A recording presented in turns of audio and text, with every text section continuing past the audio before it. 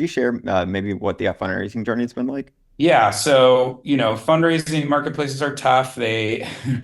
Their investors, I think, are excited about the opportunity because it is innovative and just can be disruptive. And they know that marketplaces are asset light, and especially if you have a large market, there's a big opportunity there. But when you are at your earliest stages, you're approaching investors as an unknown quantity, and they need to believe like, how is this better than the alternatives? And, can you show me the traction you have essentially? And that was a lot of our experience early on. I think it's important and you should expect to have some sort of meaningful traction in order to drive any interest at all. It becomes a lot easier in kind of later stages, I would say, like, series B plus, because you can rely on, the inbound data that you have and, your analytics and your forecasting and be able to show that this business can grow to X size.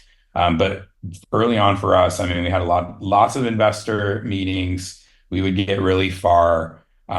We would get some no's, many no's, and a couple yeses along the way. But in the pre-seed and seed stage, we would just ask some of these investors. We would say, what would you want to see from us in order to seriously consider this investment, particularly if we thought it was kind of more of an informational meeting. And I think we were told, like, come back when you have 500 bookings or 500 transactions. And what I took from that is they just wanted to see some data. They wanted to see that there was like some kind of trend emerging that you were solving for, and have something to sort of poke and prod on to decide if this was something that was working for them.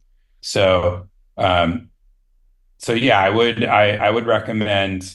Uh, this is another reason why I say, like, figure out if you can get by without funding, because you probably have to build something, launch it, and actually get the bookings and demonstrate that the bookings are happening in a way that is close to your desired vision for the product. Like, it can be scalable. I think once we demonstrated that, it became a little easier to convince investors that this was at least, worth taking the meeting on, worth doing the due diligence on. But yeah, fundraising is hard, and from what I hear now, it's even harder right now. And there's lots of reasons for that. And so I would just encourage everybody to think about, like, how far can you get with what you have, or where do you need to be by what time in order to say that this is, viable to get you to the next phase.